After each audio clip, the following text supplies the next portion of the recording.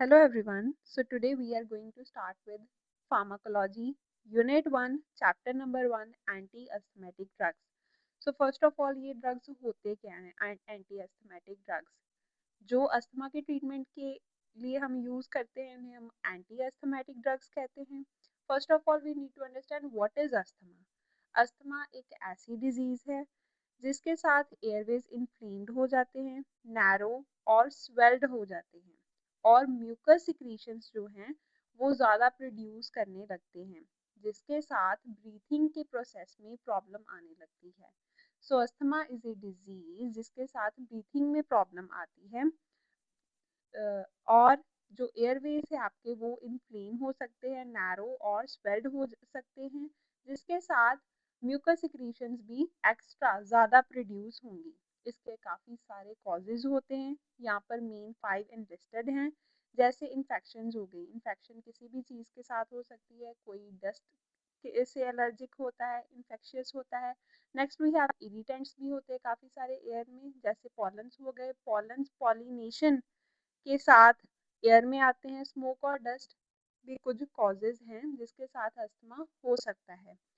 So these are some of the causes and listed for asthma जिसके साथ extra mucus produce हो सकती है और डिफिकल्टी होगी ब्रीथिंग के प्रोसेस में.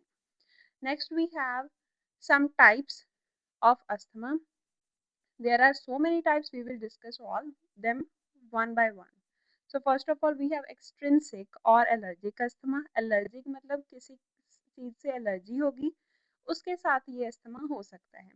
एलर्जी हो सकती है ड्यू टू एनी एलर्जी, और जैसे डस्ट हो गई, कई लोगों को डस्ट से एलर्जी होती है उसके साथ ये एलर्जिक अस्थमा होता है. Next we have non allergic asthma. ये non allergic asthma stress cold की वजह से हो सकता है. Next we have status asthma. ये जो स्टेटस अस्थमा है ये लॉन्ग लास्टिंग अस्थमिक अटैक्स देता है. So long lasting asthmatic attacks status asthma में होते हैं. Next we have exercise induced asthma. कोई भी फिजिकल एक्टिविटी हो गई जैसे एक्सरसाइज, उसके साथ ये अस्थमा हो सकता है. Next we have adult onset asthma. ये जो अस्थमा है, जो लोग 40 के नीचे की एज के हैं उनको ये अस्थमा इजीली हो सकता है. Next we have nocturnal asthma. Nocturnal asthma के सिम्टम रात में बहुत ज़्यादा खराब होते हैं, वर्स होते हैं. ऐसे अस्थमा को नॉकटर्नल अस्थमा कहते हैं जिसके सिम्टम रात को बहुत ज़्यादा वर्स होते हैं. काफ़ी सारे खराब उसके सिम्टम रात को हो जाते हैं. So these are some of the types of asthma. कुछ और भी हम इसकी टाइप्स डिस्कस करेंगे, जैसे ऑक्यूपेशनल अस्थमा ऑक्यूपेशन की वजह से होता है. जैसे कुछ लोग फ्यूम्स के आसपास काम करते हैं, डस्ट एयर में होती है वहाँ पर काम करते हैं, इरिटेंट्स होते हैं ये एयर में वहाँ पर काम करते हैं, वो उनकी ऑक्यूपेशन होती है.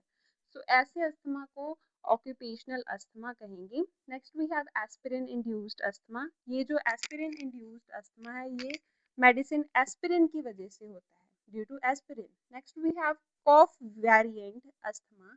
ये इसके सिम्टम जो है काफ़ी लॉन्ग लास्टिंग होते हैं. इसे हम कॉफ वेरिएंट अस्थमा कहेंगे. Next we have eosinophilic asthma. Eosinophils क्या होते हैं? White blood cells. जब ये इओसिनोफिल्स इंक्रीज हो जाते हैं, that is white blood cells increase हो जाते हैं, तो इओसिनोफिलिक अस्थमा हो सकता है.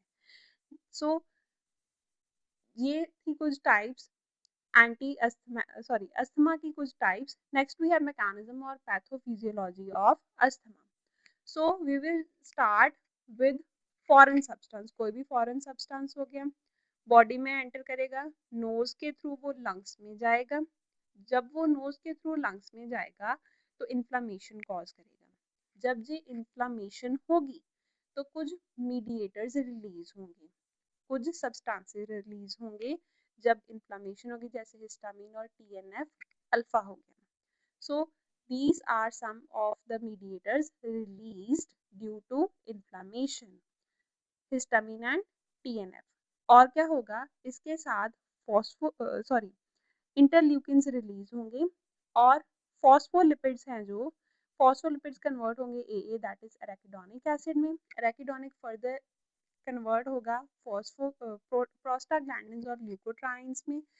अब ये जो तीन मेन रीजन है, prostaglandin, leukotriene, interleukin, histamine, TNF alpha, इन सब से इन्फ्लेमेशन होगी जिसके साथ एयर में डिस्ट्रक्शन होगी, that is problem in breathing. So this is the mechanism, the pathophysiology of asthma. It also occurs due to the reaction between antigen and antibody.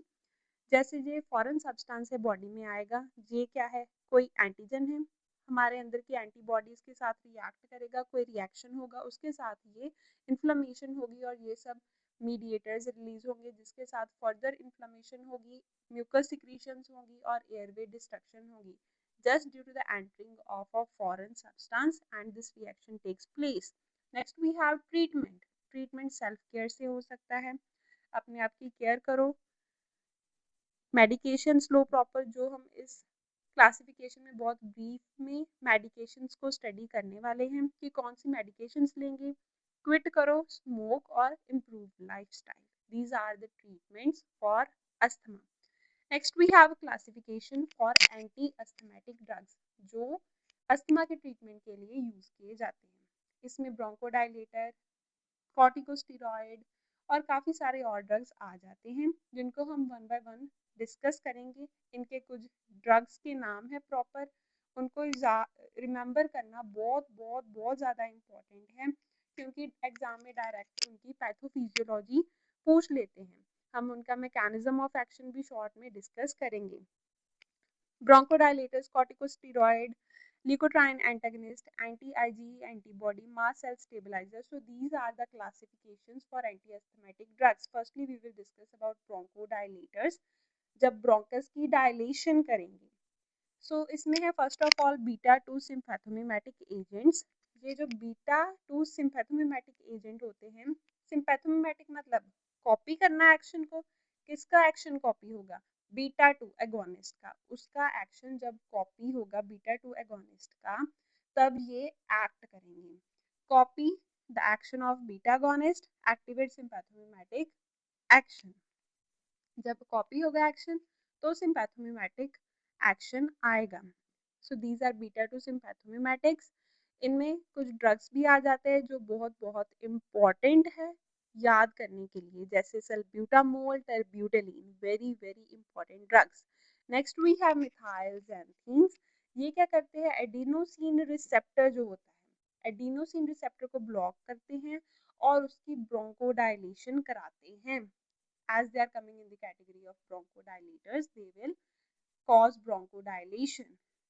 ये जो मिथाइलजैंथीन्स होते हैं एडिनोसिन रिसेप्टर को ब्लॉक करेंगे और ब्रोंकोडाइलेशन कराएंगे. इसमें थियोफाइलिन और माइनोफाइलिन ये ड्रग्स दो आ जाते हैं. अगेन सेम कि ये जो ड्रग्स है बहुत ज़्यादा इम्पोर्टेंट है और एग्जाम्स में पूछे ही जाते हैं बहुत बार. Next we have its third sub type which is anticholinergics.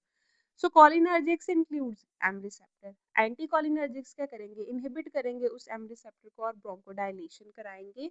इसकी एग्जांपल है टायोट्रोपियम ब्रोमाइड और ipratropium bromide. Next we have leukotriene antagonist. Leukotriene antagonist रोकेगा, इनहिबिट करेगा LT that is leukotriene receptor को, उनको इनहिबिट करता है ल्यूकोट्राइन एंटागनिस्ट और इसका मैकेनिज्म वही है, phospholipid converted to AA, further converted to LT leukotriene, further it converted to cis leukotriene and this will cause airway mucus secretion.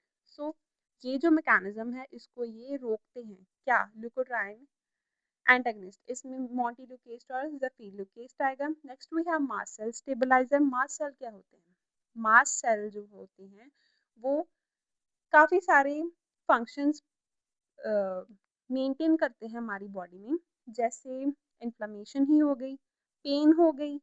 सो इन mast cell को इनहिबिट करना very very important for treating asthma. So अगर हम inhibit करते हैं मास्ट cell को तो inhibit होगा मीडिएटर्स का भी रिलीज और इनहिबिट हो गए ये मीडिएटर्स है जो कौन से मीडिएटर हो गए जैसे हिस्टामिन, इंटरल्यूकिन, ये इनहिबिट होंगे. एग्जाम्पल इसकी क्या है, सोडियम क्रोमोग्लाइकेट और कीटोटिफिन. So these are important. Next we have corticosteroid. Same mechanism as we have done earlier. Phospholipid क्या करेंगे, फॉस्फोलिपिड कन्वर्ट होंगे एराकिडोनिक एसिड में. Arachidonic acid converted into COX and LOX. They will convert into prostaglandin PG and alpha-leukotriene, causing inflammation and asthma. So these are divided into two categories, which include systematic and inhalational corticosteroid. Systemic क्या करेंगे? ये use किए जाते हैं chronic asthma में और इसके serious side effects भी होते हैं. इसमें हाइड्रोकॉर्टिसोन और प्रेडनिसोलोन ड्रग आ जाएंगे. इनहेलेशनल जो हम नोज के थ्रू इनहेल करते हैं, ये इफेक्टिव होते हैं लॉन्ग टर्म के लिए और इसके साथ वॉइस की हार्शनेस हो सकती है. सो इसमें एग्जांपल है बेक्लोमेथासोन और प्रोपियोनेट की. Next we have anti IgE antibody drugs. So ये जो ड्रग हैं वो मास्ट सेल जो होते हैं, मास्ट सेल पे एक्ट करेंगे और उन्हें एक्टिवेट नहीं होने देंगे. उन्हें इन्फ्लामेटरी मीडिएटर्स जो होते हैं वो नहीं रिलीज होने देंगे, फर्दर ब्रोंकोडाइलेशन कराएंगे. इसमें जो ड्रग है वो है omalizumab. So these are all the this is all the content for your anti-asthmatic drugs. So prepare well. जो drugs इसमें दिए हैं they are very very important because exam में डायरेक्ट उनकी पैथोफिजियोलॉजी पूछ लेते हैं, जैसे गिव पैथोफिजियोलॉजी फॉर ओमैलीजुमेब. सो